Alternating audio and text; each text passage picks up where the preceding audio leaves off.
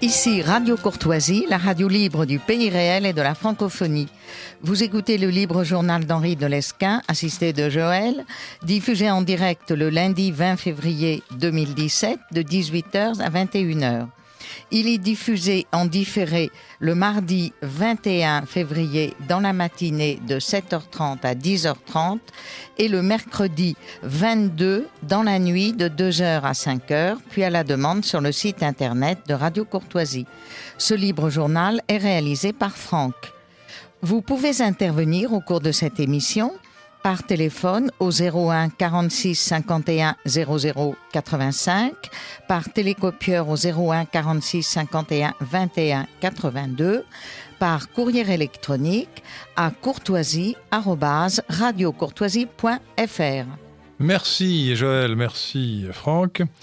Chers amis auditeurs de Radio Courtoisie, je reçois aujourd'hui Laurent Arthur Duplessis, bien connu des auditeurs notamment, journaliste, essayiste, auteur de plusieurs livres, dont le dernier s'appelle « Le djihad à la conquête du monde », Jean-Cyril Godefroy, éditeur, et Charles Gave, économiste, président de l'Institut des libertés, écrivain, pour son livre « Sire, surtout ne faites rien ». Point d'exclamation.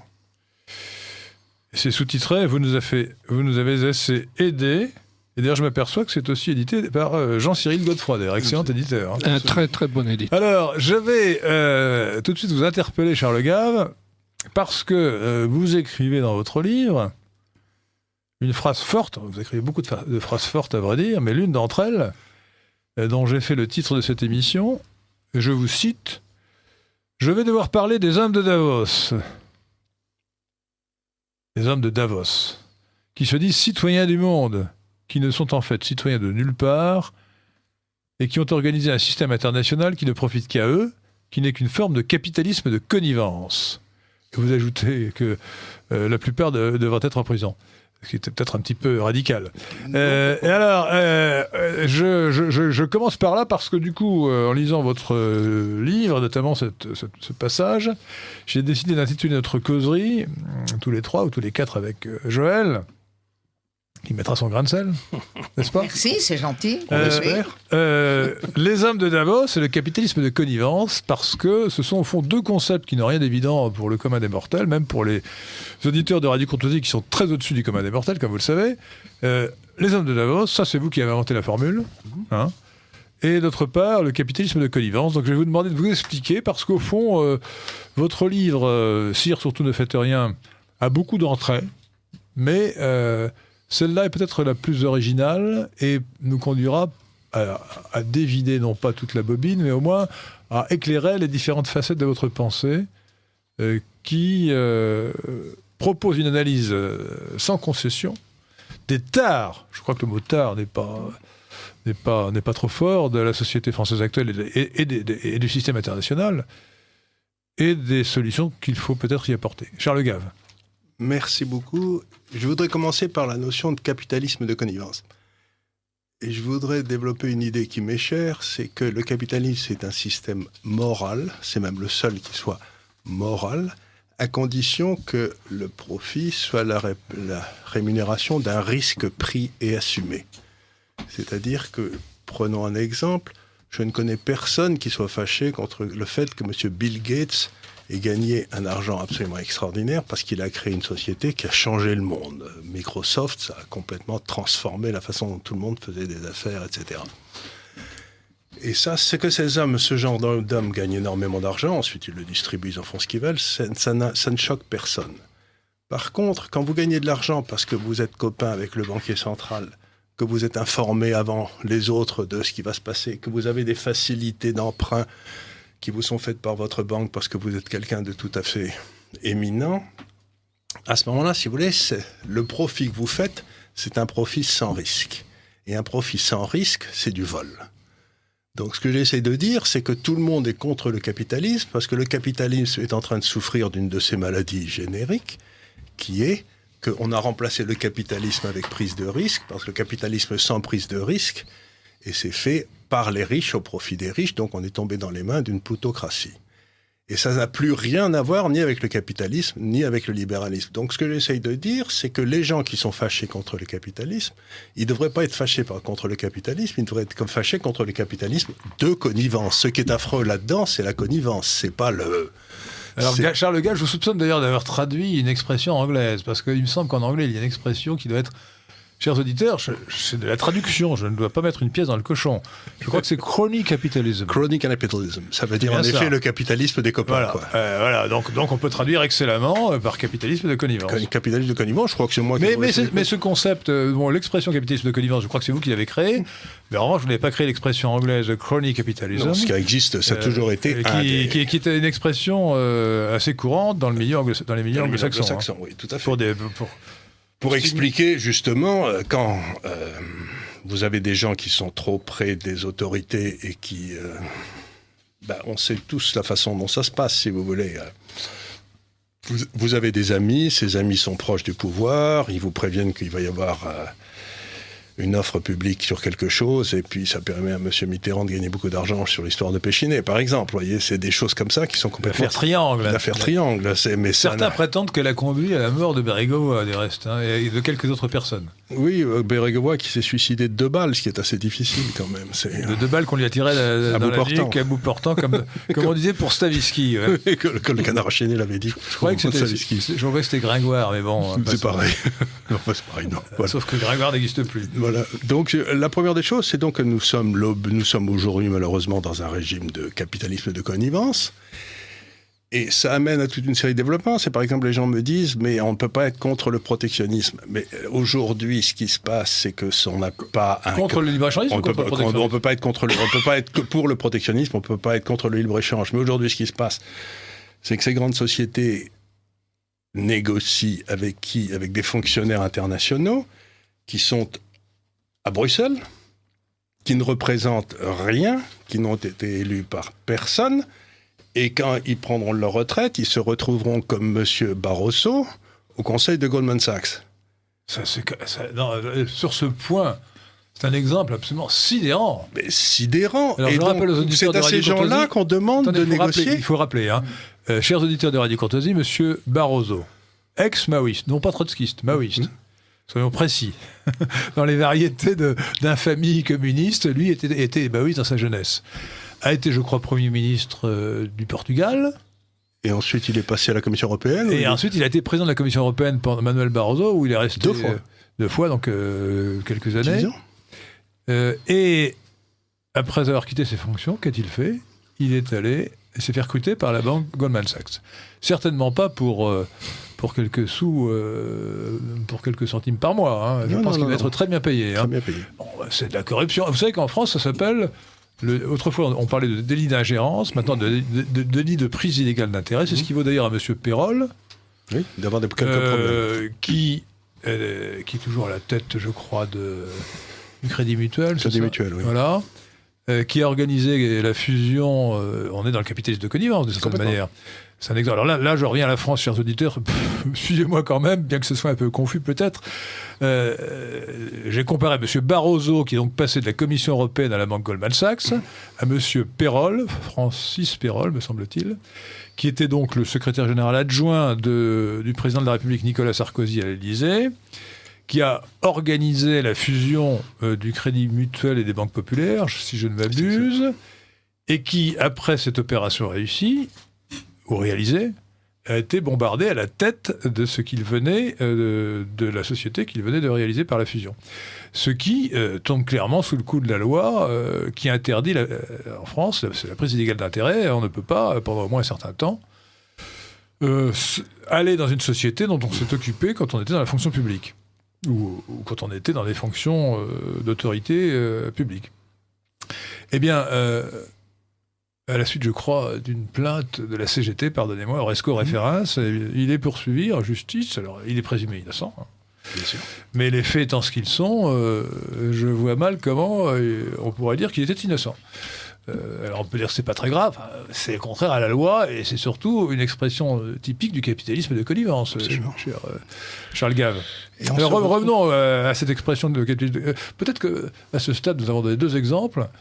Mais Laurent du Plessis pourrait nous dire ce qu'il pense de l'expression qui est quand même très importante. Elle me semble très bien. La notion est très importante. Elle me semble très très bien ajustée, à tel point d'ailleurs qu'on peut se demander si même le terme de capitalisme convient encore, même, puisque ça se rapproche assez finalement d'une nomenclatura soviétique, tout compte fait. Et d'ailleurs, on peut citer comme exemple aussi le fameux George Soros. Et on peut se demander comment il a bâti sa fortune. On le sait, il a spéculé sur les livres. Oui, mais avec probablement du délit d'initié à la clé. Mais ça, on n'a pas de preuve. Non, on n'a pas de preuve. Mais on sait qu'il est très lié à la CIA depuis très très longtemps et qu'il a toutes sortes d'informations, par ce biais notamment, qui lui permettent de planifier son programme de Je le connais très bien, c'est un de mes clients. Alors, on n'a pas le droit d'en dire du mal. Si. Mais je le connais très bien. C'est un homme. On a le droit de dire du mal à de vos clients. Alors ça. Non, je voudrais expliquer un peu ce qui est George Soros, hein. Parce que c'est un homme tout à fait étonnant, tout à fait extraordinaire. C'est sans doute l'un des plus grands traders qu'il y ait jamais eu dans l'histoire. C'est-à-dire qu'il a cette capacité extraordinaire. Opérateur financier, qui est de prendre des positions extraordinaires. Il est donc d'origine juive et hongroise, je crois. Hongroise juive, oui. Et dans la hiérarchie de la société juive, vous avez donc celui qui est gentil, puis vous avez l'homme d'affaires, et puis tout au sommet, vous avez l'intellectuel, le rabbin. Et ce pauvre George Soros, qui est un trader inimaginable, se prend pour un intellectuel. Et c'est un porte-avions avec un moteur de Vespa. Il n'est pas intellectuel. Il a une sacrée influence dans le monde. Il a une influence extraordinaire de par ses pouvoirs d'opérateur financier. Et de l'argent qu'il investit dans des opérations politiques. Dans des opérations. Il l'a fait assez récemment. Mais ce que j'ai toujours trouvé remarquable avec lui, c'est qu'il a écrit des livres sur la façon dont il travaille, sur la façon dont il investit. Et ce qui est très curieux avec lui, c'est qu'il vous explique au jour le jour, il écrit ses notes pour dire comment il va investir. Et puis d'un seul coup, il fait exactement le contraire de ce qu'il vient de dire, dans la réalité. Parce que son instinct de trader, son instinct d'opérateur financier lui dit, et que j'en ai parlé avec son fils un jour, qui m'a dit, mon père, il est rigolo, parce qu'il a des idées tout à fait profondes sur la façon dont il faut investir, et quand il commence à avoir mal au dos, il change tout. Ah, moi, je croyais que c'était plus cynique. C'est un instinctif extraordinaire. Je croyais que c'était plus cynique parce que sinon, maintenant, il dépense son argent dans des opinions politiques. On n'a pas intérêt à dire ce qu'il faut faire. On a intérêt à le garder pour soi si on est un homme d'affaires. Oui, mais quelque part, lui, il voulait expliquer qu'il avait trouvé en quelque sorte la martingale, qu'il était capable, par son raisonnement, d'arriver à des... Et en fait, la martingale n'existe pas. La martingale n'existe pas, et il vous explique qu'il avance dans son raisonnement, et puis d'un seul coup, il dit « Tiens, j'ai mal au dos ». Hop, je vends tout. Et c'est un phénomène très curieux parce que c'est un de ces gars. Par exemple, il n'arrête pas de se servir des hypothèses de Karl Popper, que j'aime beaucoup. Oui. Il a été. J'en suis revenu, moi, de Karl Popper. Nous en parlerons tout à l'heure. J'espère que nous aurons le temps d'en parler. Mais quelque part, et donc, il dit, lui, il est en faveur de la société ouverte et tout. Il a été un élève de Karl Popper à la London School of Economics, mais il n'a rien compris à Karl Popper. Ouais, je ne sais pas. Ce que je veux dire, c'est que c'est un personnage extraordinairement compliqué. Alors, je rappelle aux auditeurs de Radio Courtoisie, moi, c'est tout ce que je sais à peu près de Soros, de l'histoire je le connais depuis 40 ans, financière de Soros, c'est qu'il a fait fortune il y a 40 ans en tablant sur la dévaluation de la livre. Il a spilé comme un âne, et il a joué comme un fou, et il a gagné. Il a gagné. Il a fait sauter la livre sterling. C'est l'homme qui a fait sauter la livre sterling. La livre sterling du SME, du serpent monétaire européen. C'était pas encore le SME, c'était le serpent monétaire européen. C'était la préfiguration. C'était en 92. Ah non, c'est plus ancien. 92. 92, c'est là où tout a sauté. Vous savez, la Suède est sortie, l'Italie est sortie, tout le monde est sorti. Voilà, donc il avait prévu. Alors effectivement, peut-être c'est ce que suggère notre ami Laurent du Plessis. Peut-être George Soros avait-il des informations. Et peut-être ne s'est-il pas contenté simplement d'analyser la situation politique. Peut-être savait-il que tôt ou tard... vous savez, c'était pas très difficile. J'étais gérant à l'époque. Je gérais pas mal d'argent à Londres, puisque je gérais pas loin de 10 milliards de dollars. Et ce qui s'est passé, c'est que... Ce n'est pas rien. Ce qui n'est pas rien. Et ce qui se passait, c'était pas difficile. Vous regardiez les réserves de change de la Banque centrale anglaise qui étaient publiées. Et... quand il n'y avait plus de réserve, Ah oui, mais d'accord, mais c'est lui qui a fait sauter la banque. Oui, c'est lui qui a utilisé les réserves. Il a un petit peu fait sauter la banque. Mais quelque part, c'était pas très difficile. Vous regardiez les réserves de change, vous faisiez une règle de 3 et vous voyez combien de temps, à l'allure où ils perdaient leur réserve, combien de temps ça allait durer. Quoi. Mais Charles Gave, donc je rappelle... c'est des appels, c'est des trucs techniques, ça. Je rappelle aux auditeurs de Radio Courtoisie que nous parlons avec Charles Gave, avec Laurent Arthur Duplessis et assisté par Joël, des hommes de Davos et du capitalisme de connivence, à partir donc du livre de Charles Gave intitulé « Sire, surtout ne faites rien », édition Jean-Cyril Godefroy. Mais Soros est l'archétype de l'homme de Davos. Alors voilà, donc parce que absolument, il est l'archétype de l'homme de Davos. Nous n'avons pas quitté le sujet, de Georges Soros. Alors expliquons peut-être ce que c'est que Davos, station de ski en Suisse, dans les Grisons. Station de vache, enfin il n'y a pas grand-chose, quoi. C'est assez, je comprends pas. Pourquoi les gens sont-ils allés à Davos s'il n'y a pas de piste de ski alors je crois que c'est parce qu'ils ont plaisir à se retrouver entre eux et à s'auto-congratuler. Mais pourquoi Davos il pourrait aller Parce que celui qui organisait, qui était un bon Suisse, c'était de Davos. Il a commencé, je crois. Il a commencé là. Vous savez, voilà. Donc il a donné une notoriété internationale à un bled complètement perdu dans les montagnes du Grison, des Grisons en Suisse. Et où tous les avions privés des gens qui sont contre le réchauffement atmosphérique. Il aurait pu choisir Verbier, qui est le plus grand domaine skiable de Suisse, que je connais bien, qui est quand même un peu mieux que Davos. Oui, mais les gens ne vont pas là pour faire du ski. Ça va. Non, ils vont là pour se rencontrer les uns les autres. Aller à Crans-Montana aussi. Oui, ils sont quelque part, c'est l'endroit où comme on dit, ceux qui ont été quelque chose rencontrent ceux qui espèrent devenir quelqu'un. Alors en tout cas, c'est un succès absolument phénoménal. Mais maintenant, c'est fini. Fini. Non, ça a eu lieu récemment. Ça a eu lieu, mais il y a plus que le chef de la Chine, dont le nom est imprononçable. Xi Jinping.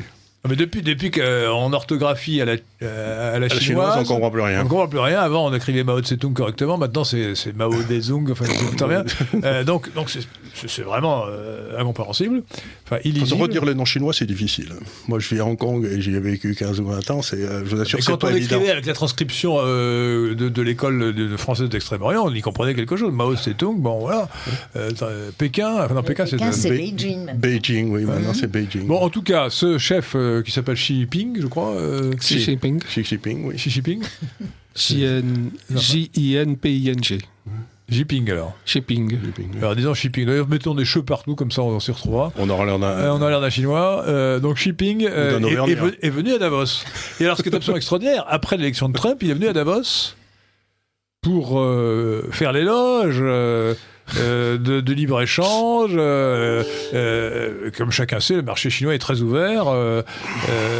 Et tout ça pour faire pièce aux velléités, à la volonté de Donald Trump de faire barrage à l'expansionnisme commercial des Chinois. Qu'en pensez-vous ? Alors nous restons toujours sur le sujet des hommes de Davos, du capitalisme de connivence. Oui, alors là, il faut revenir un petit peu en arrière. Le libre-échange, c'est une bonne chose, tout le monde en est convaincu. Mais il ne faut pas que vous ayez des sociétés qui atteignent des tailles telles qu'elles deviennent indépendantes des États, et que ces sociétés, en quelque sorte, aillent corrompre M. Barroso pour qu'on fasse des législations en Europe qui sont tout sauf du libre-échange. Et ce qui se passait, c'est assez simple, vous le voyez très bien, c'est que toutes ces organisations internationales à Bruxelles, par exemple, dans les négociations qui avaient eu lieu pour le traité interatlantique, là, on leur demandait aux États de littéralement abandonner leurs prérogatives juridiques souveraines. C'est-à-dire que la France, si elle avait signé cet accord, qu'elle ne peut pas signer, donc si l'Europe avait imposé cet accord à la France, si elle avait quelqu'un sur les impôts avec Apple, ou j'en sais rien, il y avait une cour d'arbitrage internationale qui aurait pu rendre des... C'était le principe du TAFTA. Hein. C'était le principe. Donc, ce qui s'est passé, c'est qu'un certain nombre de grandes sociétés ont corrompu les gens à Bruxelles pour qu'on fasse passer des choses sous le nom du libéralisme, et ça n'a rien à voir avec le libéralisme. C'est une protection des grands groupes, organisée au profit des grands groupes, et en ayant acheté les États. Donc ça n'a rien à voir avec le libéralisme, encore une fois. Le capitalisme de connivence ne s'est pas contenté de corrompre la France, qui était déjà un truc assez corrompu, c'était pas très difficile, mais ça a atteint, par l'intermédiaire de l'Europe, l'ensemble du monde, et tous ces gars-là en Europe ne sont élus par personne. Et ils ne sont virables par personne. Alors, les hommes de Davos, en fait, c'est le noyau d'une société internationale, mais j'aime bien une expression que vous n'employez pas, d'ailleurs, mais qui existe depuis 2004, je crois, c'est la superclasse mondiale. C'est une expression qui a été lancée, créée, par Samuel Huntington dans un livre passionnant qui, à mon avis, est plus important et plus pertinent. Il est mort trop tôt, celui-là. Oh là là, que celui qui est plus connu, c'est-à-dire La le guerre choc des des civilisations. civilisations, c'est Qui sommes-nous ? Et là-dedans, il y a quelques pages que j'ai d'ailleurs souvent citées à l'antenne de Radio Courtoisie, qui sont fabuleuses, où il dit que c'est constitué une superclasse mondiale de gens complètement déracinés. Ce sont ces hommes de Davos. Enfin, les hommes de Davos sont emblématiques de cette superclasse mondiale. Absolument. Citoyens du monde, c'est-à-dire citoyens de nulle part. Exactement. Et ce qu'il y a d'extraordinaire avec ces gens-là, c'est qu'en plus, ils peuvent être de gauche ou de droite. C'est-à-dire qu'on se retrouve aujourd'hui dans un monde politique complètement dématérialisé, puisque la gauche a trahi le peuple et la droite a trahi la nation. Et maintenant, si vous voulez, le corps politique, l'électeur de base, se dit, mais pour qui je vais voter ? Je ne peux pas voter pour un type de gauche qui a trahi le peuple maintenant, qui est en train d'essayer de faire monter des peuples de remplacement. Vous connaissez là-bas l'histoire. Et puis, les gens de droite ont trahi la nation comme personne n'a jamais trahi la nation. Donc, vous êtes un citoyen de base et vous vous dites, mais pour qui je vais voter ? Je ne vais pas voter pour ces citoyens de nulle part. Et donc, ça laisse une espèce de vide politique dans le monde à l'heure actuelle qui est inquiétant. Et c'est là-dessus que s'engouffrent des gens comme Trump, qui a parfaitement compris quel était le problème. Ah oui, vous avez d'ailleurs dans votre livre Sire, surtout ne faites rien, Charles Gave, un article, un chapitre, puisque ce sont des articles là, au départ, très amusant sur Trump. Oui. Alors c'était bien avant son élection. Hein, oui, bien sûr. C'était bien avant son élection. Et vous dites en gros, je ne le connais pas très bien, mais il m'est sympathique. Alors vous êtes nuancé parce que vous partez du raisonnement simple consistant à dire, alors vous citez une anecdote très amusante. Vous avez rencontré un Roumain qui vous dit vous avez chez vous un homme formidable, c'est le général Salan. Oui, ce qui m'avait un peu étonné. Alors vous êtes sidéré, mais pourquoi dites-vous que Raoul Salan est un homme formidable ? Mais c'est très simple. Moi qui suis roumain, là c'était à l'époque de Ceausescu, les médias roumains en disent beaucoup de mal, donc il doit être très bien. Voilà. Donc vous avez conclu que Trump devait être... Vous reconnaissez que ce n'est donc pas tout à fait suffisant, mais c'est quand même... Il y a un préjugé favorable.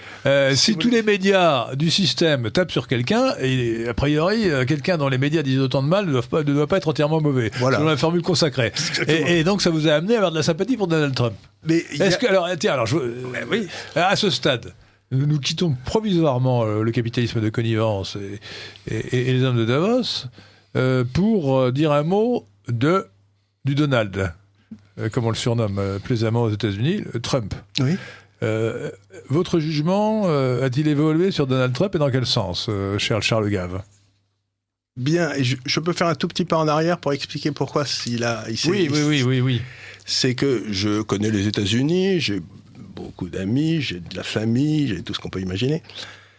Quand je faisais mes études aux États-Unis il y a très longtemps, il y a 40 ans, je sais plus très bien, la presse était détenue par 350 groupes financiers.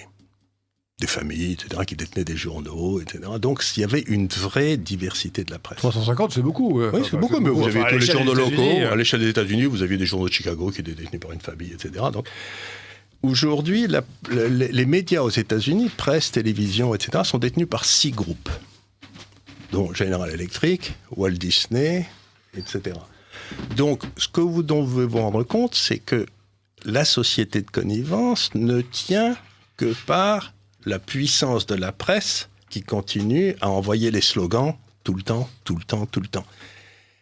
Et c'est tout à fait extraordinaire parce que Trump, quelque part, a créé une contre-presse avec l'intermédiaire de l'Internet. C'est extraordinaire. Avec Breitbart, avec Zero Hedge, avec toute une série de sites comme ça, qui sont maintenant beaucoup plus visités que les sites de CNN et tout.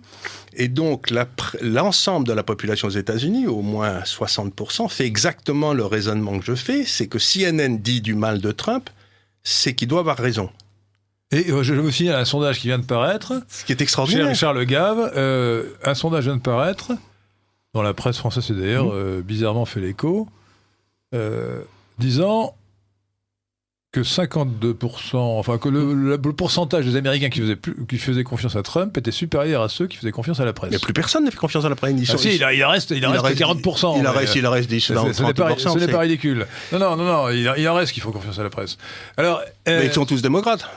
Parce qu'ils espèrent arriver à ça. Je voudrais quand même insister auprès des auditeurs de Radio Courtoisie parce que les États-Unis, avec Donald Trump, quel que soit ce que vous pensiez de lui, moi j'en pense plutôt du bien, je dois vous l'avouer, mais peu importe, les États-Unis ont créé un précédent, enfin ont changé les règles du jeu d'une manière extraordinaire. Les médias avaient acquis un pouvoir sans contrepartie sur l'opinion.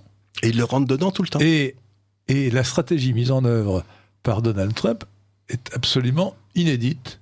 Alors peut-être qu'on avait vu des choses de ce genre au niveau local aux États-Unis ou ailleurs, je ne sais pas. Mais lui, là, c'est au niveau des États-Unis d'Amérique. À de très rares exceptions près, il ne s'est jamais excusé, il n'a jamais fait profil bas face aux attaques. Au contraire, il a répondu, bille en tête. Oui, je dis, il s'est quand même excusé lorsqu'on a ressorti une vidéo ancienne où il avait quand même dit les grossièretés d'un niveau d'un acabit qui méritait qu'il s'excusât. Hein. Oui, voilà. Tout à fait d'accord. Mais en même temps, il était en train de faire du sport avec des copains. Moi, j'ai beaucoup joué au rugby. Ce qu'on pouvait raconter dans les vestiaires de rugby sur le sexe opposé, c'était pas toujours parfaitement de bon goût. D'accord, mais enfin, écoutez, je n'ose même pas répéter aux auditeurs de Radio Courtoisie ce qu'il a dit parce que c'est d'une grossièreté innommable. C'est quand même d'une grossièreté qui... Mais en plus, c'était il y a 20 ans et il ne s'attendait pas à être président des États-Unis. Non, mais ça ne démontrait pas une grande galanterie. Vous savez que cette vidéo a été vendue par son ami qui avait pris cette vidéo pour $12 millions à CNN. C'est incroyable, ouais. Donc c'était vraiment qu'il y avait une volonté politique de faire tomber Trump. De le faire tomber. Et vous êtes ici à Radio Courtoisie, cher Charles Gall, et la courtoisie. Alors vous savez que la courtoisie a été inventée, créée. C'est un concept totalement nouveau, inouï, français. Ça fait partie du génie de la France. La courtoisie, ça renvoie à toute une civilisation où la femme était sur un piédestal, admirée. La femme étant physiquement inférieure, et je dis ça devant Charles Gable, alors les auditeurs ne vous voient pas, mais vous êtes un peu baraqué. Hein, et donc, et d'ailleurs, je l'ai été. Et d'ailleurs, l'Arthur du Plessis n'est pas un gringalet. Et donc, la femme étant physiquement inférieure, il faut le sommet de la civilisation, c'est justement de lui donner des égards par courtoisie qui font qu'elle est... Mais c'était l'amour courtois. C'était la même idée. Notamment l'amour courtois. Donc tout cela est admirable. C'est le raffinement de la civilisation française, dont certains pays ont plus ou moins profité. L'Angleterre que vous aimez bien, moins peut-être que d'autres pays. Vous savez, quand vous dites que c'est la France, ça a commencé à Toulouse, qui à l'époque n'était pas en France. Donc... Si, c'était déjà le royaume de France. Mais là c'est le Toulousain qui parle. Non mais attendez, mais c'est vrai que c'est le Midi qui nous a apporté, qui a été l'origine de l'amour courtois, je suis bien d'accord. Et l'Italie nous a beaucoup apporté aussi, c'est encore plus au sud que Toulouse. Bien, donc revenons à nos moutons, et donc à Donald Trump. Moi, ce qui m'a vraiment frappé, ça m'a sidéré. Il avait donc toute la presse américaine, et pas seulement la presse américaine. 95% de la presse. C'était hallucinant. J'ai vu une statistique qui est absolument éloquente. Sur les 100 premiers journaux des États-Unis, 52 ont appelé. Un journal n'est pas forcé d'appeler ses lecteurs à voter pour un candidat. Mais 52 sur 100 ont appelé à voter pour Clinton.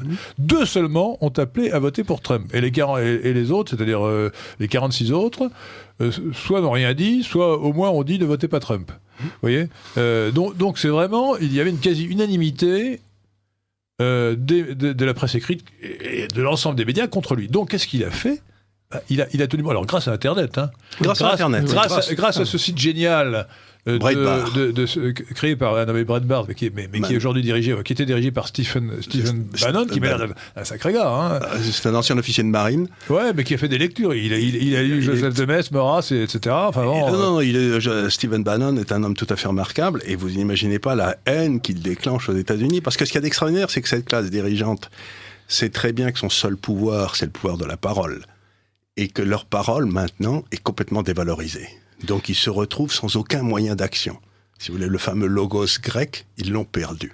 C'est plus eux qui dirigent la société. C'est fascinant de voir que cette classe, cette super classe mondiale qui comptait sur Internet pour accélérer la marche vers son gouvernement mondial qu'elle veut installer, et a vu Internet se retourner contre elle, ce que Jules Monroe, le sociologue, appelait le phénomène d'hétérotélie. C'est-à-dire qu'un facteur va dans un certain sens dans un premier temps, et dans le sens contraire dans un second temps, le même facteur. C'est-à-dire que ça a permis au peuple de s'exprimer à nouveau. C'est ce que vous appelez la loi des conséquences inattendues. Voilà, exactement. C'est ce que... C'est la seule loi en termes grecs, Jules Monroe appelait l'hétérotélie. Oui. C'est qu'avant Jules Monroe, Max Weber appelait l'hétérogénèse des fins. C'est plus savant que la loi, la loi des conséquences inattendues. C'est la seule loi économique qui ne connaisse pas d'exception. Si vous voulez, ça, on arrive toujours au résultat. S'il y avait déjà c'était déjà dans Saint Paul, si j'ose dire, où il disait « Comment se fait-il, Seigneur, que j'arrive toujours au but inverse de celui que je cherchais ?» C'est ce qui prouve la vanité des entreprises humaines. Vous, comme vous êtes un homme d'affaires, vous le savez, vous pensez que vous allez bâtir un truc pour faire, je sais pas, des papillons à vapeur et vous vous retrouvez en train de produire des livres. Je veux dire, c'est qu'on ne sait jamais vers quoi l'action va. Bon, l'essentiel, c'est d'y aller, mais on ne sait jamais quelle en sera la fin. Ce que je trouve toujours passionnant, moi. Alors, j'ai une citation d'un abominable auteur qui n'est autre que Saint-Just, qui avait dit, parce que personne n'avait prévu ce qui allait se produire pendant la Révolution française de 1789, il a dit « La force des choses nous a conduit à des résultats que nous n'avons point attendus. » Que nous n'avons point attendu. Point attendu. C'est ça. Et donc, oui, l'avenir... Alors, l'avenir est inconnaissable. Michel Poniatowski avait fait un livre qui avait un beau titre, l'avenir n'est écrit nulle part, et donc l'avenir est ouvert, et c'est bien pour ça qu'il faut se battre d'ailleurs, et c'est pour ça qu'il faut rester ouvert dans sa pensée. Voilà. C'est ce que j'essaye de dire dans ce livre, c'est que la seule façon de s'en sortir, surtout ne faites rien, titre du livre. C'est que vous êtes là et que vous essayez de comprendre, et puis si vous comprenez, vous commencez à bouger. Et puis, peut-être que vous n'avez pas compris, à ce moment-là, il faut revenir. Mais je voudrais finir la parenthèse sur Donald Trump, enfin sur sa stratégie, parce qu'elle est importante, je crois. Donc, premièrement, il n'a pas cédé aux médias. Quand il était attaqué, il ne faisait pas profil bas. Je pense que François Fillon aurait pu s'en inspirer. Je n'ai jamais compris l'excuse de François Fillon. Jamais il n'aurait dû s'excuser. Jamais il n'aurait dû dire qu'il se retirerait en cas de mise en examen, parce que n'importe quel juge peut vous mettre en examen. Ça n'a pas de sens. Donc, il aurait dû prendre exemple sur Trump. Trump n'a jamais cédé. Au contraire, a contre-attaqué. Très violemment, comme hier. Très violemment. Je cite souvent à l'antenne de Radio Courtoisie un tweet... un billet de Twitter, si vous préférez, que j'ai lu, qui m'avait frappé. Il ne disait pas... Enfin, c'était un exemple, mais il le faisait régulièrement. Il ne parlait pas de Hillary Clinton, il disait « Crooked Hillary », c'est-à-dire « Hillary, cette pourriture », ou « cette pourriture d'Hillary ». Hein ? C'est bien ça que ça veut dire. C'est bien, crooked, ça veut dire que c'est un escroc. Voilà. C'est ce qui est vrai, d'ailleurs. Enfin, oui, cette malhonnête, cette pourriture, cet escroc d'Hillary, c'est quand même un style de campagne assez virulent. Eh bien, ça a réussi. Et vous avez vu ce qu'il a fait hier, que j'ai trouvé remarquable? Non, j'ai pas vu. Il a fait quelque chose de tout à fait remarquable, c'est que la presse arrêtait pas de dire que sa présidence partait en eau de boudin, que rien ne marchait, et tout et tout.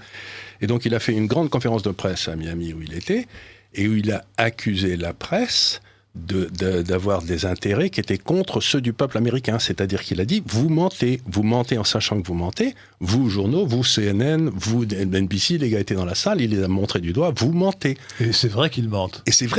Et les types étaient verts. Parce que c'était la première fois qu'un homme... C'est-à-dire que moi, je suis tout pour la liberté de la presse.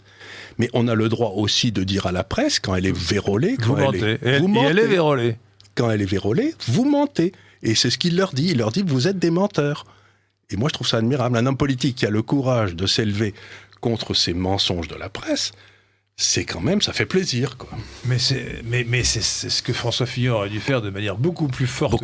Il commence un peu, mais il a raté sa défense. Un peu moins maintenant, il s'est un peu repris, mais quand même, il aurait dû dès le début contre-attaquer comme l'a fait, en disant mais écoutez, moi. Il y en a 150 autres qui sont... Mais c'est pas ça, écoutez. Travailler avec sa femme, tous les paysans de France et de Navarre ont travaillé avec leur femme depuis toujours. Les épiciers, les commerçants, c'est normal, les avocats, les professions libérales, tout le monde travaille avec sa femme. Pourquoi voulez-vous m'interdire? De plus, séparation des pouvoirs, qu'est-ce qui permet à des juges de voir comment les... Mais c'était scandaleux qu'il y ait eu une perquisition à l'Assemblée nationale. Bien sûr. Et que le président de l'Assemblée ne s'y soit pas opposé. Oui, il a autorisé. Oui, non, tout ça. Je trouve ça absolument inimaginable. Et au début, Fillon a mal réagi, il a fait profil bas. Il s'est excusé. Enfin, il a dit qu'il se retirerait s'il était mis en examen aussi. Et il a dit mon honneur. Mais son honneur n'était pas en cause. Enfin, tout cela, vraiment. Donc, alors heureusement, je vous dis, il a fini par comprendre. Mais s'il avait été Trump, il aurait réagi tout de suite et beaucoup mieux. Et là, vous avez vu quand même que la presse a eu quand même une sacrée influence. Parce que pour que la presse n'ait pas d'influence, faut-il réagir? Ce que n'a pas fait Fillon, ce que faisait Trump et ce que n'a pas fait Fillon. Il faut dire aux auditeurs, il faut dire aux lecteurs, la presse ment. Voilà. Il y a une opération politique qui est montée contre moi. C'est un complot. C'est un complot. Il y a une différence essentielle entre ce qui est légal et ce qui est moral. Je n'ai rien fait d'illégal. Maintenant, ma moralité vaut bien celle de M. Hollande. Mais rien d'immoral, écoutez, franchement. Non, mais j'entends bien, mais même si les Français... Moi, si j'avais été député, j'aurais recruté ma femme comme attachée parlementaire. Enfin, écoutez, ça va sans dire, mais ce que je veux dire, c'est qu'il y a une différence essentielle qui a été faite par Abélard au XIIIe siècle, dont je parle dans ce livre d'ailleurs. Sire, surtout ne faites rien. Et qui disait, il y a une différence essentielle entre le crime qui relève de l'État, pour être puni, et le péché qui relève de la conscience personnelle et de la relation qu'on a avec Dieu. Donc, en aucun cas, un homme politique ne peut dire à un autre ce que vous faites est immoral. La seule chose qui nous intéresse en tant que citoyen, c'est est-ce qu'il fait quelque chose d'illégal. S'il a fait quelque chose d'illégal, il doit être puni. S'il a fait quelque chose d'immoral, ma morale n'est pas celle de M. Hollande, n'est pas celle de M. Moscovici, n'est pas celle de M. Bartolone. Et donc, ce que j'essaie de dire, c'est que personne n'a le droit de reprocher à quoi que ce soit, à qui que ce soit, au nom de la morale. La morale, ça n'existe pas, c'est une notion religieuse. Alors, c'est un point essentiel de votre raisonnement, Charles Gave. C'est un point d'ailleurs essentiel, c'est un principe essentiel qu'il faut avoir à l'esprit. De l'expiration de l'Église et de l'État. C'est la distinction entre le droit et la morale. Alors, ça ne veut pas dire qu'il n'y ait pas de relation entre les deux. Julien Freund, qui est un de mes maîtres à penser, a dit dans L'essence du politique que le droit, c'était une dialectique entre la politique ou le politique et la religion. Oui. Non, entre la politique et la morale, pardon. Entre la politique et la morale, pas la religion. Mais c'est une dialectique, c'est-à-dire que ce n'est pas la même chose, ça ne se confond pas. Autrement dit, dans une société libre, chers auditeurs de Radio Courtoisie, on doit accepter que des comportements immoraux ne soient pas sanctionnés. Je dis immoraux parce que c'est vous qui décidez que c'est immoral, mais l'autre personne peut décider que c'est moral. Par exemple, un musulman peut décider qu'avoir 4 femmes, c'est parfaitement moral. L'embêtant, c'est que c'est illégal en France. Oui, c'est ça. Non, mais on peut trouver immoral tel comportement sexuel, parce que selon les préceptes de sa religion, ils sont immoraux et interdits, mais ce n'est pas pour ça qu'il faut les interdire juridiquement. Bien sûr que non. Voilà. Mais il peut y avoir des cas où la morale et le droit. Mais c'est là où c'est extrêmement difficile, c'est que dans le fond, quand une église envahit un État, on a du mal à faire la différence entre la morale et le droit. À partir du moment où une église a pris le contrôle. Et aujourd'hui, nous avons une église socialiste qui a pris le contrôle de l'État français. Ah oui, ça c'est dramatique. Ah oui, pas l'église catholique. Non, l'église socialiste qui a pris le contrôle. Et ce qu'il faut, c'est retourner à la laïcité, c'est-à-dire qu'il faut verrer l'église socialiste et ses concepts moraux à la noix de l'État français. Voilà. L'État français a été colonisé par l'église socialiste. Et donc, il faut retourner à la laïcité. C'est ce que je me tue à dire à tout le monde, moi. Voilà, mais alors, sur les socialistes, vous avez dit du mal des hommes de Davos, nous discuterons ensuite de la relation entre les socialistes et les hommes de Davos, mais vous dites un peu plus loin dans votre livre, Sire, surtout ne faites rien, Charles Gave, des observations sévères sur les socialistes. Alors, ça, c'est pas très difficile, c'est tirer sur une ambulance. Hein. Je vous cite,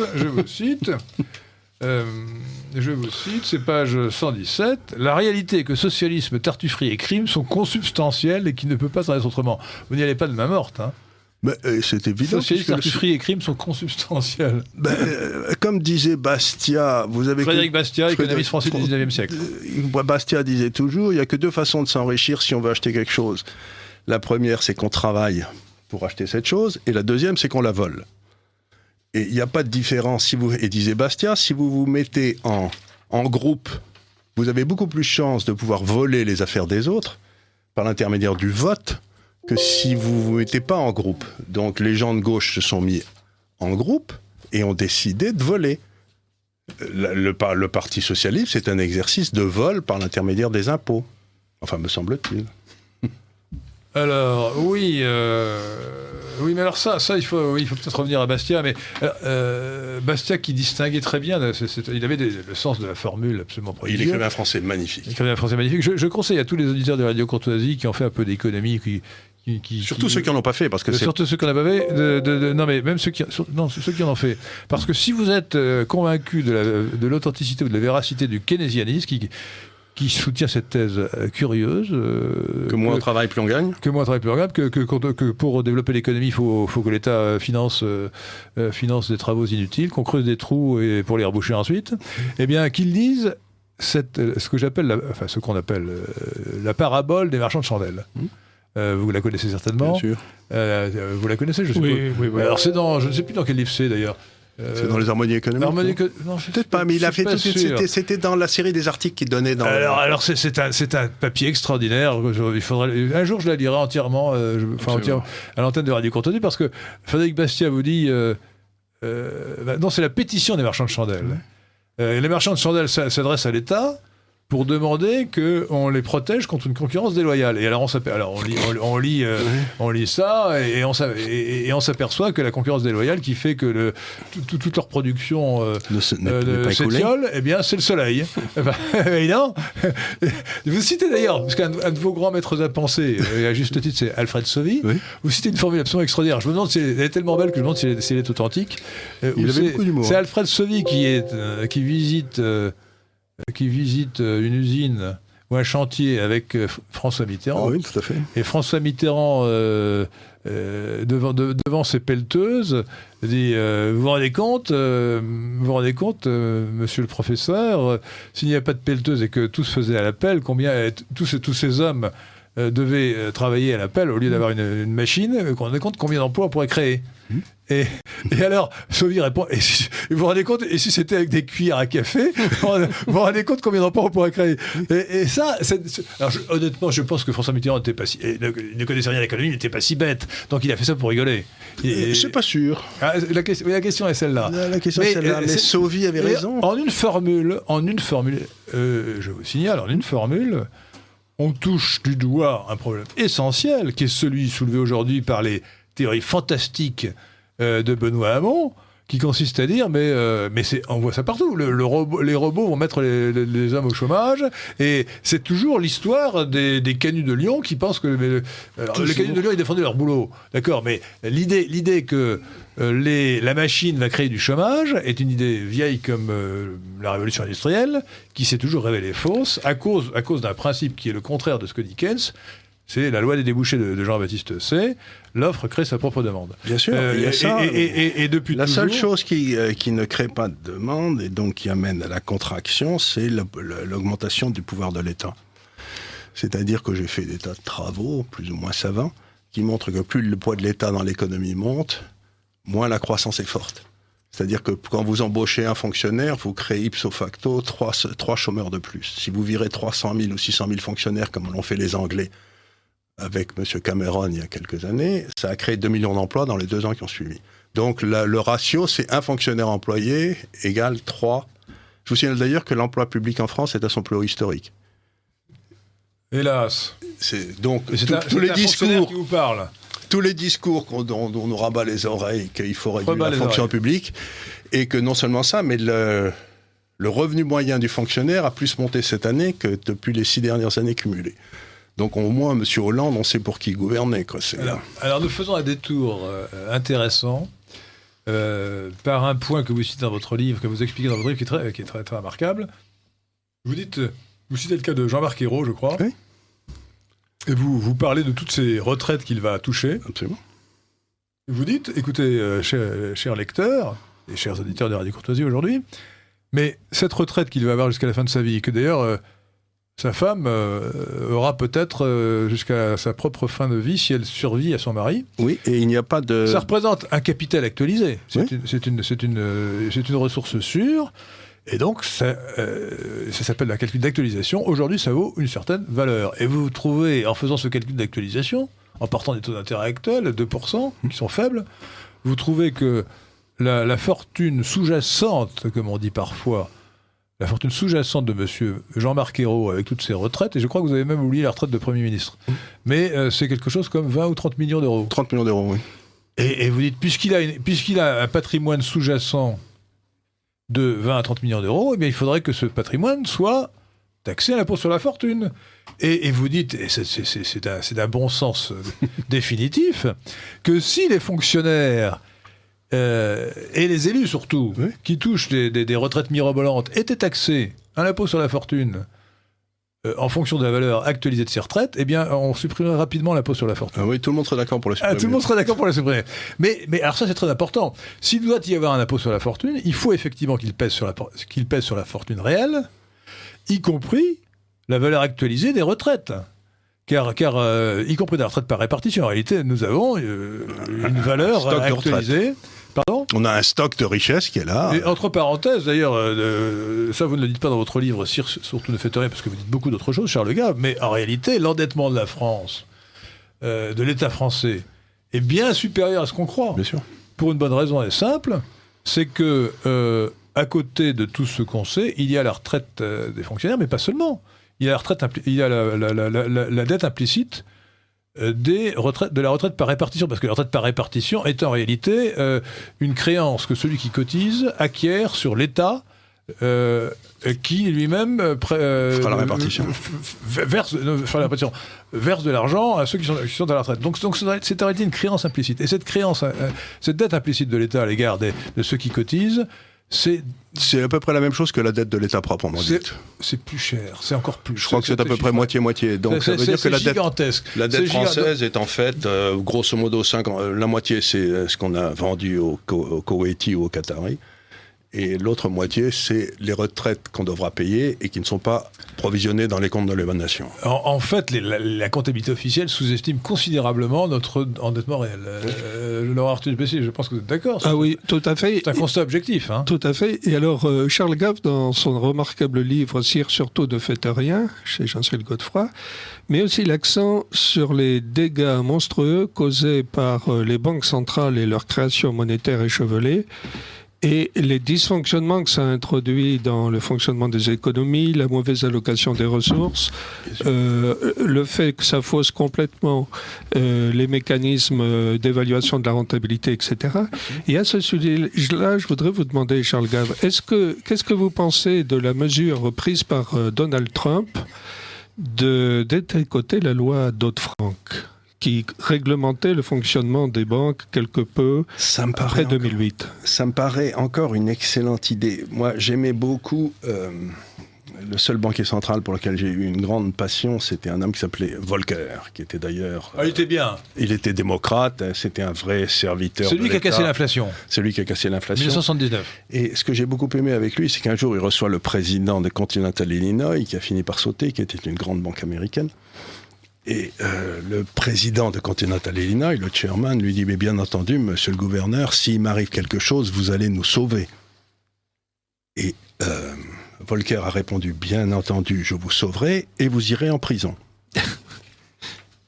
C'est toute la différence. C'est que Dodd-Frank, c'est une espèce de machine. Dodd-Frank, c'est une espèce de machine, une usine à gaz extraordinaire qui fait que du coup, seules les grandes banques peuvent se payer les avocats, et c'était une façon d'empêcher la concurrence des petites banques vers les grandes banques. Ah oui. Donc c'était encore une fois ces hommes de Davos qui prenaient le pouvoir, qui bâtissent des usines à gaz dont eux seuls comprennent le fonctionnement, et ce qui leur permet ensuite d'empêcher les autres de faire concurrence. Prenez un domaine que je connais bien, c'est celui de la gestion, d'épargne.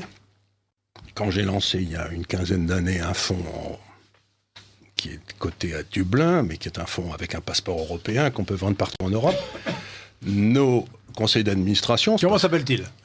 C'est GAFCAL. GAFCAL, il y a plusieurs... Peuvent-ils, de Radio Courtoisie, oui, bien sûr, on peut tout à fait l'acheter. C'est un fonds du GAFCAL, GAVEKL, c'est un fonds, vous allez là, il y a un site, et puis vous pouvez les acheter. Il y a plusieurs fonds maintenant, il y a toute une série de fonds. Il y a un fonds asiatique, il y a un fonds Balance. C'est un fonds qui marche bien ? C'est un fonds qui marche tout à fait honorablement. Vous savez, je ne suis pas un grand spéculateur. Moi, ce que j'essaye de dire aux gens, je reviendrai à ce que je voulais dire tout à l'heure, c'est que dans le capitalisme, vous avez 3 rentabilités qui peuvent être offertes sur le long terme. Vous pouvez faire à peu près 1% par an si vous achetez des bons du Trésor, c'est-à-dire vous ne faites aucun risque. 1%, mais l'inflation... Non, on a 1% en termes réels. En termes réels. Vous faites à peu près 2 à 3% sur le long terme si vous achetez des obligations du secteur privé et du secteur public, toujours en termes réels, et vous faites 6% en termes réels sur le long terme si vous abandonnez votre capital en achetant des actions. Donc chaque fois qu'on vient me voir... Et quand vient me voir et qu'un client me dit est-ce que je veux que vous fassiez mieux que la Bourse de Paris ou n'importe quoi, je leur dis repartez, vous m'intéressez pas. Ce que je m'intéresse, moi, c'est est-ce que vous voulez faire du 1%? Quel est votre niveau de risque? Ou est-ce que vous voulez faire du 3%? Ou est-ce que vous voulez faire du 6%? Et moi, ce que j'essaye de faire, c'est que je vais vous donner du 5 ou du 6% sur le long terme avec un risque relativement faible. Mais c'est tout. Donc je n'essaye pas de dire aux gens je vais faire mieux que le marché. C'est une bêtise ça, parce que le marché aujourd'hui c'est devenu que des ordinateurs et des bêtises comme ça.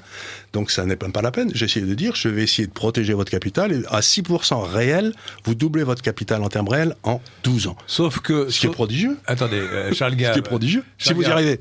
Nous passons d'un sujet à l'autre, mais je vous signale que ce beau raisonnement, si vous l'aviez tenu en 1928... un des investisseurs américains, la veille de la crise de 1929. À ce moment-là, j'aurais eu probablement 40 ou 50 ou 60% de cash dans mes comptes, parce que en achetant les actions, je ne peux pas vous donner 10%. Je vous rappelle que l'indice, le Dow Jones, l'indice de la bourse américaine, enfin de la principale bourse américaine, a retrouvé, je crois, en 1950, son niveau de 1929. Mais vous avez touché 5-6% de dividendes par an. Hein. Ah, il y avait quand même les dividendes. Et que vous payez, à l'époque, les marchés, la bourse... Il y avait quand même les dividendes, ça c'est une bonne réponse. Ouais. Donc, si vous capitalisiez en dividendes, vous retrouviez vos chiffres beaucoup, beaucoup plus tôt. Ah oui, donc il faut aussi tenir compte des dividendes. Ah, mais oui. C'est évidemment très important. Ouais. Surtout que les dividendes se capitalisent avec le temps, c'est-à-dire que les dividendes, ils augmentent. C'est pas comme une obligation, vous touchez du 3%, et puis vous gardez du 3% pour toujours. Cette année, vous touchez 3, puis 3,10, puis 3,20, puis 3,30, puis 3,40, si la société est bien gérée. Joël. Vous écoutez Radio Courtoisie, le libre journal d'Henri de Lesquen, qui reçoit M. Charles Gave, économiste, président de l'Institut des libertés, écrivain, et M. Laurent Arthur Duplessis, journaliste, essayiste, sur le thème « Les hommes de Davos et le capitalisme de connivence ». Alors, une auditrice de Radio Courtoisie, M. de Lesquen et ses invités font complètement l'impasse sur la politique de M. Trump vis-à-vis d'Israël. Ce n'est pas le sujet, ne faisons pas l'impasse, mais écoutez, là vous êtes obsédé, cher auditeur. Chère auditrice. Chère auditrice, pardon. Une auditrice, la comparaison entre Trump et Fillon n'est pas très juste. Fillon n'a pas du tout la puissance de Trump, qui lui sait très bien ce qu'il veut. Et en plus, il a 7 milliards de dollars de fortune personnelle, indépendance. Absolument. Indépendance d'esprit, indépendance financière, les deux. Hein. Ouais. Il a payé sa campagne tout seul. Hein. Alors, remarquez, polémique. Certains disent qu'il n'a que 3 milliards de dollars. On lui a fait, pendant la campagne électorale, les médias qui cherchent vraiment la petite bête, on dit « Ah non, il n'y a pas vraiment 7 milliards, il y a 3 milliards. » Écoutez, franchement, moi je me contenterai de 10%. Hein. Oui, exactement. Alors, son père lui avait donné 20%. Arthur Duplessis, non, il lui voudrait 20%, lui. 600 millions de dollars. Même 1%. Bah, non, mais... Une auditrice, il se dit que M. Trump est un malade mental, ils ne savent plus quoi trouver. Un auditeur, bonsoir.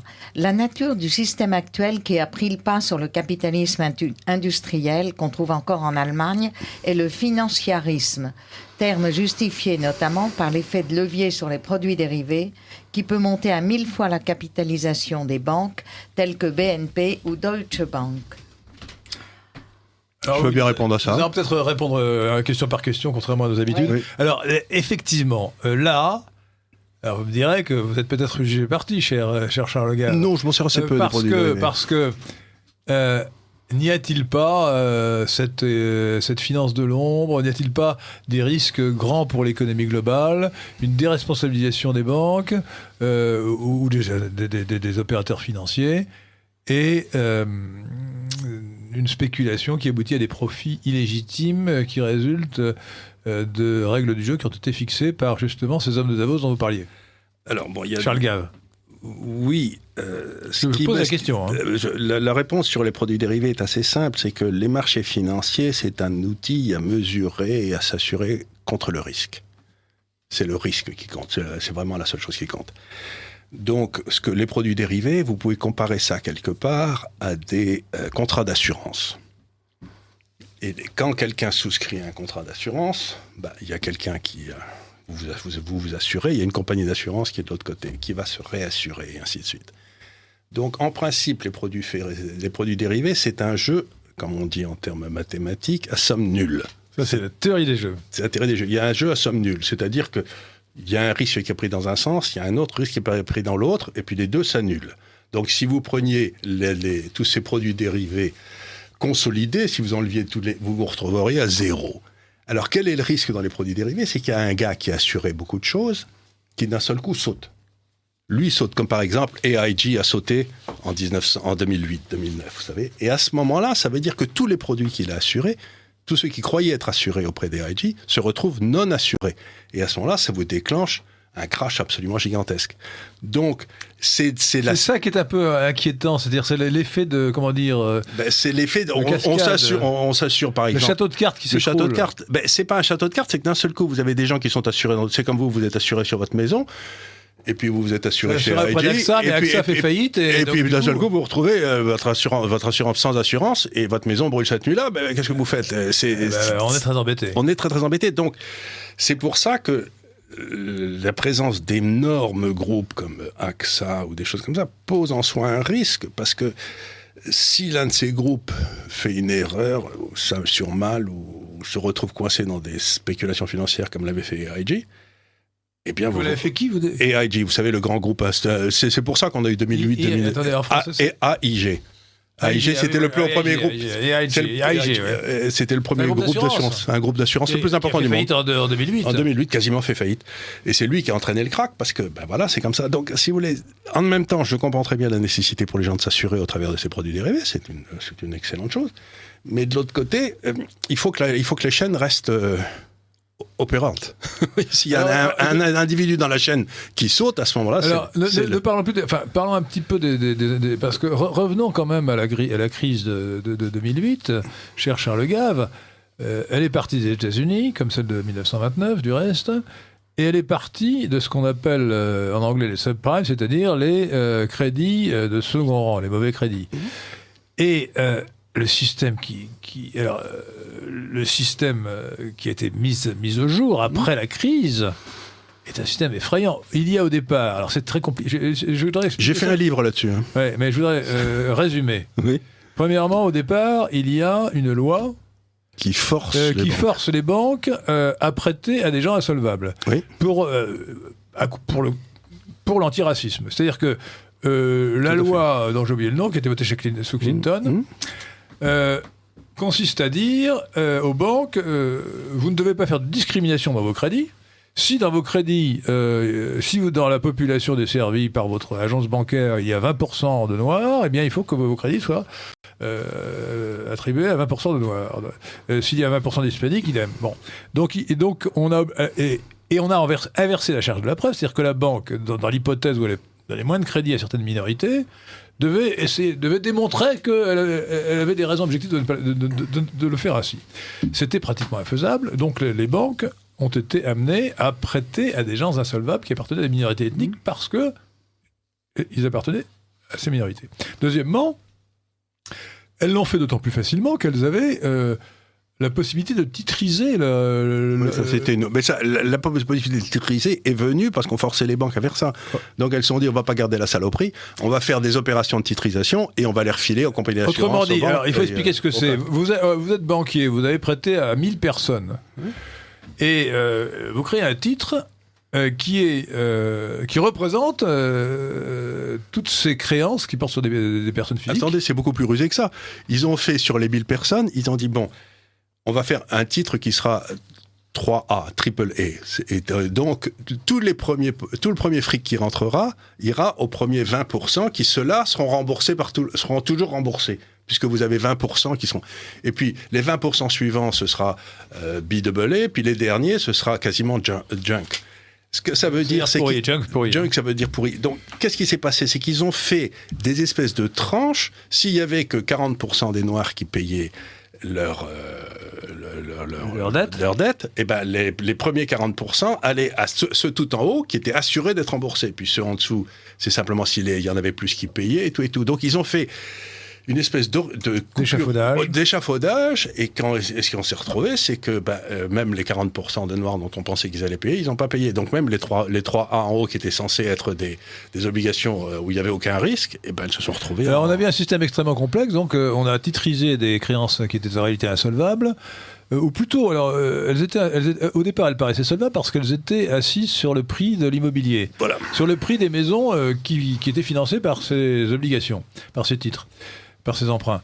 À ceci près qu'il se trouve que le prix de l'immobilier a fini par baisser, après avoir beaucoup monté, et que par conséquent, les gens qui avaient acheté ces maisons, qui étaient propriétaires, qui avaient emprunté, étaient incapables de rembourser. Et même en leur saisissant leurs biens, on ne pouvait pas rembourser. Attendez, là encore un léger détail, c'est qu'en Hong Kong, par exemple, où je vis, quand vous prenez un prêt immobilier, vous êtes responsable vous-même sur votre salaire, etc. C'est pas le bien immobilier qui est en garantie, c'est vous qui êtes en garantie. Donc, quand il y a une crash immobilier qui arrive tous les 4 ou 5 ans à Hong Kong, c'est un grand classique, jamais personne ne vend sa maison, puisque ça lui servira à rien, en quelque sorte. Tandis qu'aux États-Unis, le bien était garanti sur la maison. Voilà. Et donc, le type qui ne pouvait plus payer, il allait voir la banque et lui disait, tenez, voilà la clé, la maison est à vous. Et donc, ça accélérait la baisse du prix de l'immobilier. Évidemment, parce que la banque, elle se retrouvait propriétaire immobilier, elle la mettait sur le marché aussi. Dans ce système complexe, donc on titrisait, c'est-à-dire fabriquer des titres qui étaient la contrepartie de ces prêts pourris, ou plus ou moins pourris, et ces titres étaient ensuite revendus sur le marché mondial. Les banques françaises en avaient acheté beaucoup. En Norvège, partout. Dans les fonds de pension. Mais je crois que ce système est encore plus compliqué parce qu'il y avait dans cet échafaudage l'intervention des fameuses Fannie Mae et Freddie Mac. Fannie Mae et Freddie Mac, qui sont des sociétés de garantie, qui ont au moins partiellement garanti, qui sont en fait adossées à l'État, ce sont des sociétés parapubliques. Qui ont garanti, qui ont encouragé ce système de déresponsabilisation. Les banques ont un rôle utile dans la société si elles prêtent, mais en évaluant les risques. Si elles prêtent n'importe comment, simplement pour accroître leur bilan, eh bien on aboutit à la catastrophe qu'on a vue. Moi j'avais un vieil ami suisse que j'aimais beaucoup, monsieur Ernest Gutzwiller, qui était d'une famille banquier à Bâle depuis 1250 ou je sais pas quoi. Il avait des beaux yeux bleus, c'était un vieux monsieur, j'ai commencé ma carrière auprès de lui. Et il me disait, Charles, il faut que vous vous souveniez d'une chose quand même dans votre vie, c'est très important. Ne prêtez jamais d'argent à quelqu'un qui en a besoin. C'est une blague de banquier, mais malheureusement. Non, mais il serait pas banquier à Bâle depuis 8 siècles par hasard. Et c'est une des 2 ou 3 dernières banques suisses qui restent, qui soit responsable sur le banque. Gutzwiller. Gutzwiller, c'est un vieux nom. C'est une famille catholique de Bâle, et c'est une dernière banque en Suisse qui soit encore responsable sur l'ensemble des biens de tous les associés. Ça s'appelle une société en commandite, en France en tout cas. En commandite, il n'y en a quasiment plus parce qu'avant c'était la RELP pour les banques en Suisse. Mais maintenant elles sont toutes passées en 2000. Vous savez, chers auditeurs, même si vous n'êtes pas juriste, que dans les sociétés classiques, enfin la classique, les sociétés qui existent depuis le 19e siècle seulement, je crois, sociétés anonymes et autres sociétés, eh bien les propriétaires, les actionnaires ne sont responsables que pour la somme mise, c'est la beauté de la somme. La société peut tomber en faillite, mais on n'ira pas chercher sur leurs biens propres, sauf s'ils ont commis des fautes de gestion particulières. Alors que dans la société en commandite, eh bien, Michelin a longtemps été une société en commandite. Eh bien, en cas de faillite, les créanciers vont prendre la fortune personnelle des commanditaires, je ne sais plus quel terme. Des actionnaires. Des actionnaires. Alors, un auditeur de Radio Courtoisie, M. Barroso, a été Premier ministre du Portugal. Il a vanté la guerre contre l'Irak, dont acte. Oui. C'est un peu hors sujet. Hein. Un auditeur, parce qu'au début de l'émission, vous avez parlé de Barroso. Oui, mais Barroso, il n'y a pas une erreur qu'il n'a pas faite. Mais il est très content de lui, vous savez, quand même. Un auditeur, une prétendue loi, entre guillemets, qui serait immorale, n'aurait aucune valeur. Il n'y a pas de justice sans morale, il n'y a pas de loi sans morale. Ah là, ça c'est de la théocratie, ça, cher monsieur ou chère madame. Parce que votre morale n'est pas celle de la mienne. Ou la morale, il ne peut pas y avoir de morale collective. La morale n'est affaire qu'individuelle. Dieu ne sait compter que jusqu'à 1. L'idée qu'il peut y avoir une morale collective est une notion abominable. Non, ça, je pense qu'il faut nuancer. Il faut qu'il y ait une liberté d'appréciation, mais une société ne fonctionne que s'il y a... Elle a besoin du respect de la loi. Non, mais le droit ne suffit pas. Il faut des traditions, il faut des mœurs, il faut le respect. Mais vous ne pouvez pas la société américaine ne fonctionne pas seulement sur le droit, elle fonctionne aussi sur le respect de la religion. Je crois qu'il faut... Mais le respect de la religion est le premier amendement des États-Unis. C'est-à-dire que c'est forcé par la loi. Vous ne pouvez pas dire quelle est la bonne religion, mais vous ne pouvez pas favoriser une religion ou en défavoriser une autre. Alors, écoutez, donc, si vous voulez... Non, mais je crois que vous citez pourtant Hayek, mais Hayek a une position assez différente de la vôtre. Charles Gaff, c'est que, tel que vous l'exprimez à l'antenne de Radio Courtoisie et aussi dans votre livre Sire, surtout ne faites rien, Hayek dit bien que la société libre, certes, elle distingue le droit de la morale, mais elle repose. Ce qui fait la cohésion, la force de la société libre, c'est la force de ses traditions, la solidité de ses traditions. Et donc, certes, on respecte ces gens qui s'écartent de la morale ordinaire, mais encore faut-il qu'il y ait une morale ordinaire et une morale commune. Mais on ne peut pas l'imposer par la loi. On ne l'impose pas par la loi. C'est simplement l'éducation, c'est la famille, on c'est des choses par comme la ça. loi, mais il y a l'éducation, il y a la famille, il y a les traditions. Mais je n'ai pas dit que ce n'était pas nécessaire. J'ai dit que celui qui a le monopole de la violence légitime, L'État. c'est-à-dire l'État, lui, il peut imposer la loi, mais il ne peut pas imposer la morale. Il peut imposer la loi, quiconque ne respecte pas la loi va en prison, se fait couper la tête, mais il ne peut pas dire des choses qui touchent à la morale. Il ne peut ni la morale, ni d'ailleurs... Il ne peut pas dire vous serez tous obligés d'aller à la messe le dimanche. Ni les goûts, il ne peut pas... Oui, alors, donc, entre parenthèses, c'est la question du repos dominical. Moi, je suis assez hostile à l'obligation qui est défendue par beaucoup, sur laquelle il faut se reposer forcément le dimanche. Je pense que c'est très bien de se reposer le dimanche. Pas si vous êtes musulman, il faut se reposer le vendredi. Mais que ça n'est pas la loi qui devrait l'imposer. Bien sûr que non. C'est un résidu d'ailleurs de l'Ancien Testament qui... il faut évidemment permettre, donner la possibilité aux gens de se reposer le dimanche et de passer leur dimanche en famille, ce qui est très souhaitable. Si vous êtes chrétien, mais si vous êtes musulman, c'est le vendredi. Pourquoi vous voulez forcer des Français musulmans? Oui, mais ça, non, il faut quand même qu'il y ait un calendrier. Non, il faut qu'il y ait un calendrier. Et donc, mais dans une grande surface, peut-être il y a des tas de gars qui seraient très contents musulmans de ne pas travailler le vendredi et d'aller travailler le dimanche. Très bien, mais il faut quand même que l'organisation de la société suive le calendrier chrétien, qui est quand même notre calendrier d'origine. N'allons pas remplacer Noël par l'Eid el-Kébir, n'allons pas remplacer le dimanche par le vendredi. Il faut simplement donner la liberté aux gens. Voilà, c'est tout. Y compris aux entreprises. Alors, les entreprises ne doivent pas pouvoir obliger leurs salariés à travailler le dimanche, mais il faut encore que si les salariés sont d'accord, eh bien, on ne les empêche pas de le faire. Bien sûr que oui, c'est tout à fait ça. Encore une fois, c'est la liberté. La liberté.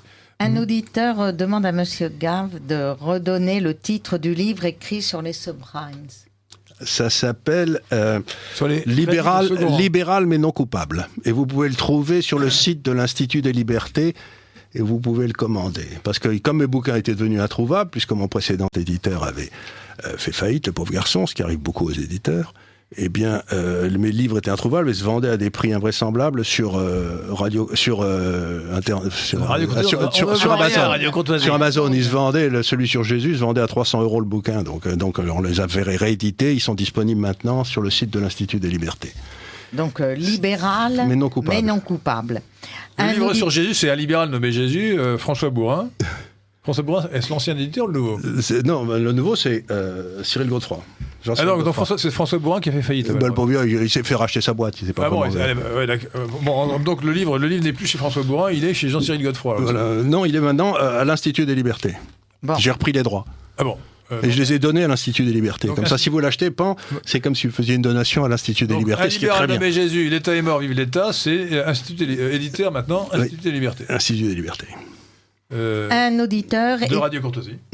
De Radio Courtoisie. Est-il vrai que le Qatar rembourserait une partie de la dette extérieure de la France en échange de construction de mosquées? Qu'en est-il? C'est un bobard. C'est probablement un bobard, mais il faudrait quand même se poser la question pourquoi les investissements qataris en France ne supportent aucun impôt. Parce que M. Sarkozy leur a donné cette Oui, mais pourquoi l'a-t-il fait? D'abord, de quel droit l'a-t-il donné? Je pensais que là, je pense malheureusement qu'on peut avoir des soupçons très sérieux, parce que vous savez que M. Sarkozy fait des conférences au Qatar, dans un mauvais anglais, semble-t-il. Mais très bien payé. Je crois que c'est $100 000 la conférence, ouais. Pour 1 heure de conférence. Il faut quand même faire le voyage. Mais il est probablement en première classe sur Qatar Airways. Ouais, sûrement. Mais je trouve que là, on est dans la corruption. Et souvent, c'est offert par... ça, c'est de la corruption. C'est de la corruption. C'est extrêmement choquant, si vous voulez, qu'un président de la République... ou ancien président de la République, soit payé par un État étranger parce que c'est un pot de vin déguisé. Enfin, une conférence, une conférence d'1 heure payée, surtout que ce n'est pas lui qui a fait le texte de la conférence, c'est un de ses nègres qui lui a écrit un texte de conférence sans intérêt, et il est payé $100 000 ou $200 000. C'est comme ça que Goldman Sachs a financé Mme Clinton pendant 5 ans. Et vous dites d'ailleurs, alors vous ne mâchez pas vos mots, cher Charles Gaff, que Hillary Clinton, qui est donc assez représentative des hommes de Davos, oui, tout probablement, donc de la superclasse mondiale, mériterait d'être en prison. Tout à fait. Mais d'ailleurs, il y terminera sans doute. Écoutez, c'est tout ce que... Moi, ça tout ce ne que je m'étonnerait pas souhaite. du tout que, compte tenu de ce qui s'est passé, il y a toute une série de procureurs indépendants qui se sont mis sur le coup. Et dans les 2 ans qui viennent, à mon avis, on va apprendre des choses assez étonnantes sur les Clinton. Sur la fondation Clinton, qui était une pompe à fric illégale, enfin... Oui, donc Hillary Clinton et son mari Bill Clinton, ancien président des États-Unis, On se retrouve en ont prison. créé une fondation. Donc une fondation, c'est théoriquement philanthropique, mais qui recevait de l'argent de puissances étrangères. Et semble-t-il, c'est pour ça d'ailleurs que beaucoup de messages électroniques ont disparu Absolument. du site privé. Et illégal.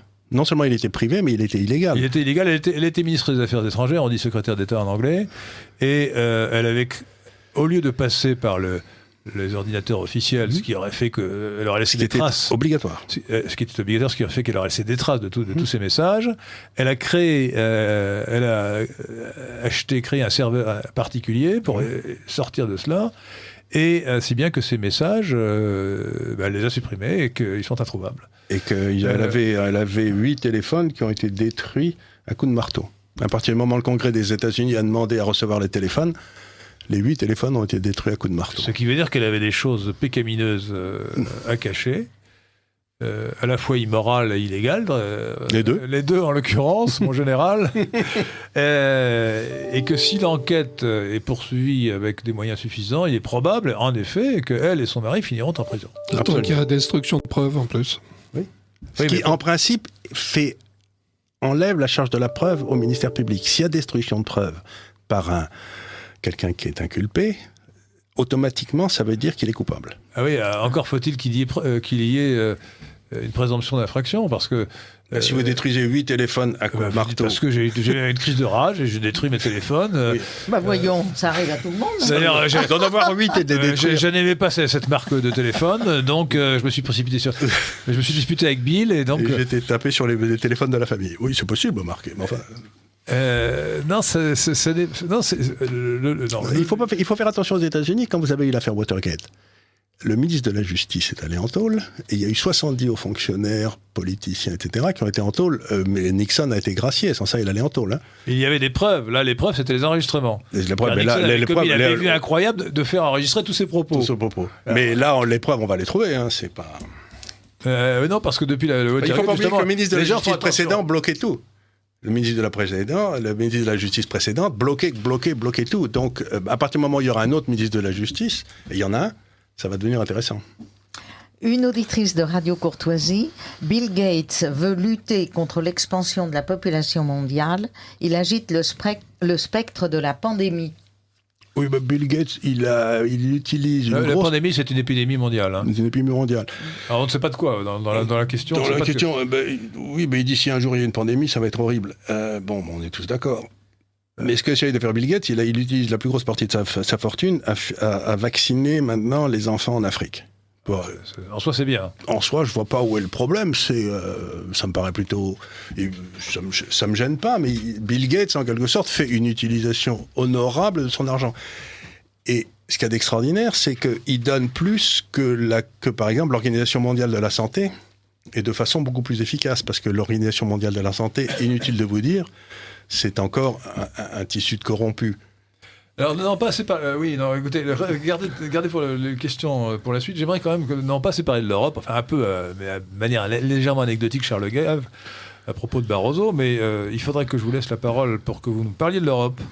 Car dans votre livre, Sire, surtout ne faites rien, vous dites beaucoup de mal de l'euro et de l'Union européenne telle qu'elle fonctionne aujourd'hui. Vous avouez, pour moi c'est un léger péché d'une sympathie pour le projet de Schuman, qui en fait était celui de Monnet, contrairement à ce que vous dites, à mon avis. Je crois pas. Donc, toujours est-il que l'Europe telle qu'elle est aujourd'hui, telle qu'elle fonctionne aujourd'hui, vous l'avouez aux gémonies. Je suis persuadé que Arthur Duplessis est du même avis. Joël peut-être pas, parce que esprit de contradiction. Voyons. Oui. Mais donc, aimez-vous l'Europe telle qu'elle fonctionne actuellement avec Monsieur Juncker?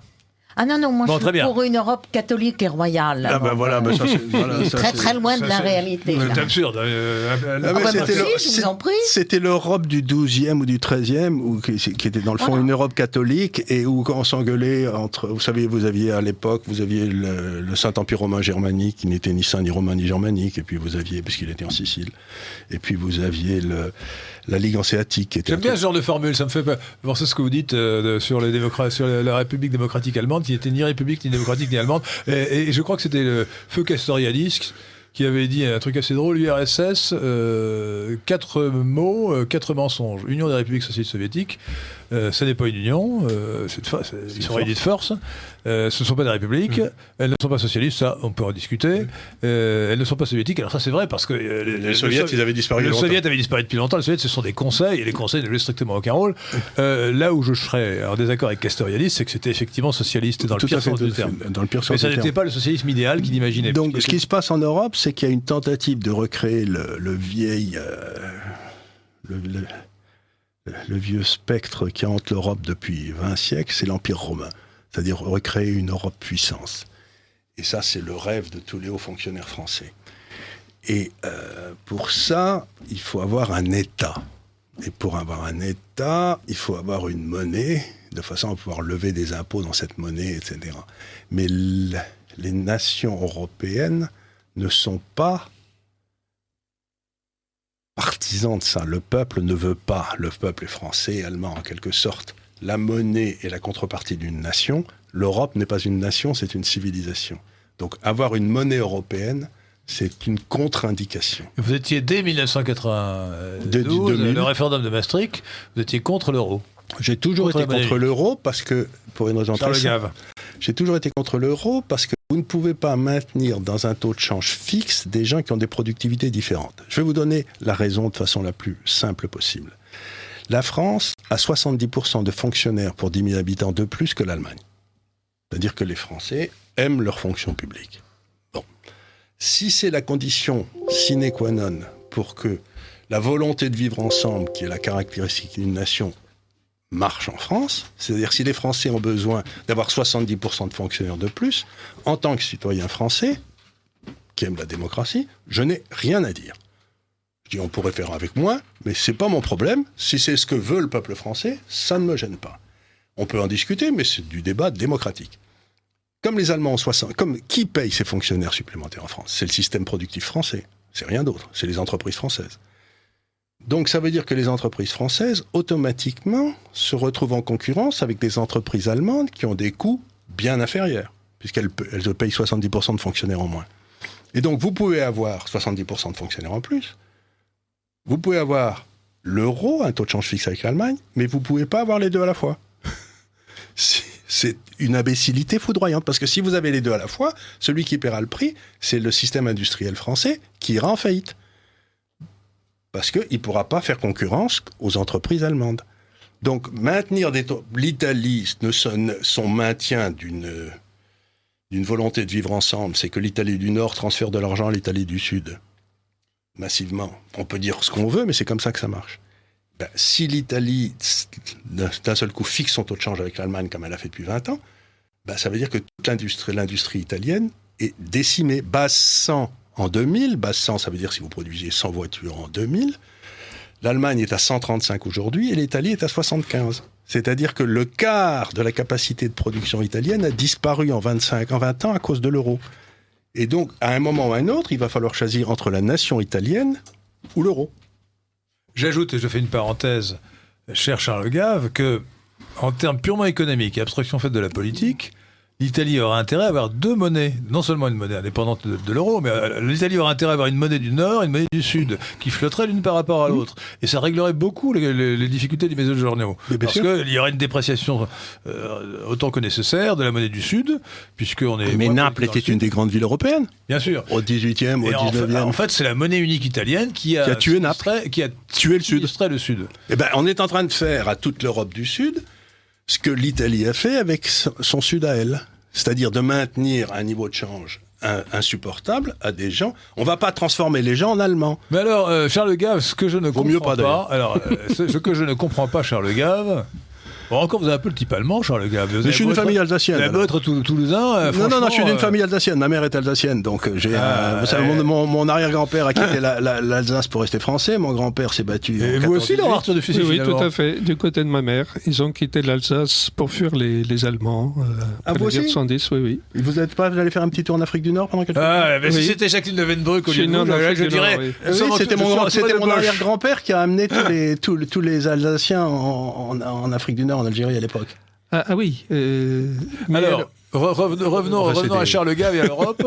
Charles Gave. Alors, ce qui m'a beaucoup étonné dans votre livre, c'est que vous parlez du Brexit avant qu'il ait eu lieu, oui, puisque ce sont des articles qui sont datés. Dans votre livre, Sire, surtout ne faites rien, édition... 2 ans avant, je disais les Anglais allaient sortir. Et vous prévoyez que les Anglais vont sortir, mais vous dites vous en désolez. Alors moi, je m'en suis réjoui profondément. Comment pouvez-vous vous désoler de cet événement extraordinaire et merveilleux? J'espère que vous avez changé d'avis maintenant. Non, il faut comprendre. J'espère que maintenant vous êtes content que le Brexit ait été adopté. Je suis désolé que les Anglais quittent l'Europe parce que c'est à peu près les seuls qui ont une idée de ce que c'est la démocratie.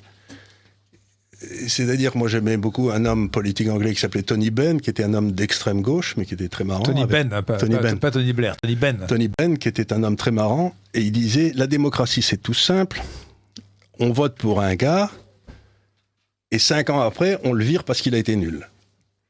Et il faut pouvoir voter pour le gars qui est nul et le virer. C'est ça la démocratie. Vous ne pourrez même pas voter contre François Hollande, parce qu'il ne se représente pas, mais il est représenté par Monsieur Macron, qui est son héritier spirituel. Monsieur Macron, qui est si j'ose dire, un cas extrême de vacuité totale. C'est le vide. Ce cher Macron, pour moi, c'est le vide total. C'est l'absence. Il me fait penser, vous savez, à la phrase de Churchill qui disait « Il y a une voiture vide qui s'est arrêtée devant le 10 Downing Street à Londres et Monsieur Attlee en est descendu. » Ça me fait penser à Macron. C'est un homme vide. C'est une bulle médiatique. C'est un poulet de batterie. Vous savez, comme il y en a tellement qu'on a fait en France, on en a fait tellement de ces poulets de batterie, inspecteurs des finances, etc. Que bon voilà, c'est un poulet de batterie. Il manque de sang, son sang doit être tout rose. Nous parlions des hommes de Davos, il me paraît bien représenter un homme de Davos. Ah mais c'est l'archétype. Alors je rappelle, pour ceux qui... Il aurait été à la mode sous Giscard. Pour ceux qui croient les médias du système, et qui n'écoutent pas assez Radio Courtoisie, donc... on nous présente Macron comme l'antisystème. Alors je vais simplement rappeler brièvement sa carrière. Un inspecteur des finances. Attendez, je rappelle sa carrière. Sciences Po Paris, ENA, Inspection des finances, Banque Rothschild, secrétaire général adjoint à l'Élysée chargé des questions économiques, et ensuite ministre de l'économie. Jusqu'au 30 août 2016, c'est-à-dire hier. Alors comme antisystème, on fait mieux. Hein. Je veux dire qu'il n'y a pas plus... Il n'y a pas d'homme politique qui soit davantage dans le système que lui. Il a épousé sa prof d'histoire, ce qui n'est pas très système. Ça, c'est un peu atypique. Elle a 25 ans de plus que lui. Oui, j'entends bien, mais justement, ça, c'est plutôt sympathique. Ça, c'est plutôt sympathique. Enfin, c'est un peu, oui, c'est sympathique, c'est un peu bizarre, quoi. Franchement. Non, moi, je ne le conseillerais pas à mes enfants, ils sont tous mariés. Bon. Non, écoutez, épouser une femme qui a 25 ans de plus que vous. Il y a des tas d'hommes qui épousent des femmes qui ont 25 ans de moins qu'eux. Ah, ben dans ce sens-là, je trouve ça mieux. Hein. Voilà. C'est là où on voit le machiste épouvantable. Non écoutez, les auditeurs de Radio Courtoisie me pardonneront, mais ça repose sur des questions physiologiques. Hein. Voilà, vous aggravez votre cas. Vous aggravez votre cas, là. Mais non, mais c'est évident. Attendez. Non, là encore, il va falloir parler. Il va falloir qu'on ait une conversation, là, je crois. non, mais c'est tout à fait sérieux. Et il vaut mieux que le mari soit plus âgé que sa femme. Pour la stabilité des couples, c'est meilleur. Et surtout, comme on meurt plus tôt, comme ça, elles sont libres plus tôt. Ah oui, ça fait des veuves joyeuses. Je sais pas si vous avez des veuves joyeuses, mais en tout cas... c'est ce que je dis à ma femme. Tu feras une veuve joyeuse.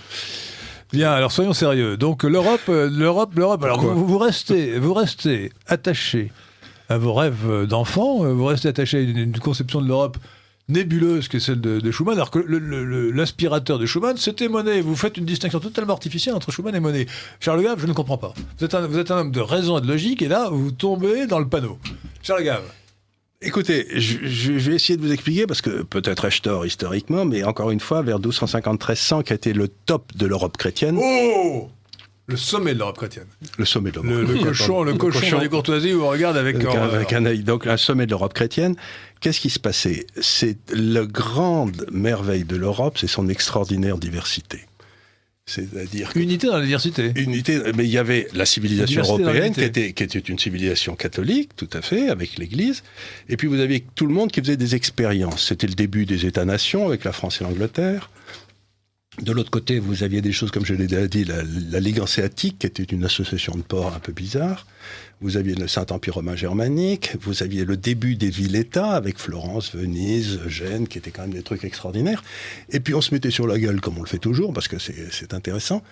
Et puis quand ça commençait à mal tourner, on allait faire arbitrer le truc à Rome. Avec le pape qui était là, qui essayait de maintenir le coup Et donc vous aviez cet extraordinaire... L'arbitrage international se faisait à Rome auprès du pape. Auprès du pape. Et puis ce qui a détruit ça, c'est la France avec Philippe le Bel, quand il a détruit la papauté. Bon. Ensuite, on a inventé la raison d'État et toutes les saloperies que les Français ont inventées dans l'histoire. On en reparlera. La raison d'État, c'est un autre sujet. Je ne pense pas qu'on puisse se passer totalement de la raison d'État. Écoutez, François Hollande, qui n'est pourtant pas un excellent homme d'État, pas vous, Charles Gave, ou vous, Laurent Arthur Duplessis, qui me dirait le contraire, il a fait une chose bien au titre de la raison d'État, c'est-à-dire qu'il a fait assassiner des terroristes. Il a ordonné, et Trump et avant lui Obama et tous les présidents des États-Unis ont ordonné des attentats ciblés, c'est-à-dire en clair, l'exécution sans jugement d'un terroriste. Bien, du point de vue de l'État de droit, on n'a pas le droit de faire ça. Et ça s'appelle la raison d'État. Et la raison d'État... Et c'est pour ça que Richelieu disait que tout homme d'État, quiconque a gouverné un royaume, finira damné. C'est pour ça que je ne veux pas faire de politique, si vous voulez. C'est que je sais très bien que faire de la politique, c'est entraîner automatiquement sa propre damnation. Oui, mais à ce moment-là, on vous répondra la formule classique, vous avez les mains propres, mais vous n'avez pas de mains. Il faut avoir des mains pour tirer quand il le faut. Oui, non. J'entends bien, mais je préfère que des gens qui aiment ce genre de truc le fassent. Bon, alors, donc ça, c'était la première conception de l'Europe. Vous n'auriez pas ordonné les attentats ciblés, les exécutions ciblées. Il a un tempérament à ça, quand même. À mon avis, là, vous jouez les Saint-Denis-Touche. Non, je crois que si vous jouez les Saint-Denis-Touche sur le gars, mais tel que si j'avais dû le faire, j'aurais été tiré moi-même. Ah bah non, je le ferai pas faire par un autre. Ah bah non, les services secrets sont faits pour ça. Moi, j'aurais donné l'ordre sans... Il aurait été bon dans le service action de la DGSE. Hein. Je ne sais pas. Alors, nous arrivons au terme de cette causerie. Donc, je voudrais dire, la deuxième chose, c'est que l'autre rêve qui a hanté l'Europe, ça a été de refaire l'Empire romain. Ça a été le rêve de Louis XIV, de Charles Quint, de Napoléon, de Hitler. Et ça s'est toujours terminé dans le sang et dans l'Europe. Charles Gave, nous n'arriverons pas à épuiser le sujet. Les auditeurs de Radio Courtoisie ont été passionnés de vous écouter, Charles Gave. Vous avez écrit... Surtout qu'ils achètent le livre, parce que mon pauvre éditeur, il rame. Hein. Alors, il faut donc Jean-Cyril Godefroy, là, il faut l'aider. Précipiter pour acheter Charles Gave. Non, mais pas parce que c'est passionnant. Vous verrez que c'est passionnant. C'est un livre qu'on lit. C'est très drôle et c'est très instructif. Donc on s'instruit, avec le sourire. C'est le gai savoir de Nietzsche. Voilà. Sire, surtout ne faites rien. Vous nous avez assez aidés. Édition Jean-Cyril Godefroy, Charles Gave. Précipitez-vous, chers auditeurs. Sire, surtout ne faites rien. C'est un livre qu'il faut lire absolument. Il est passionnant et très intéressant et très instructif. Merci. Merci. Charles Gave.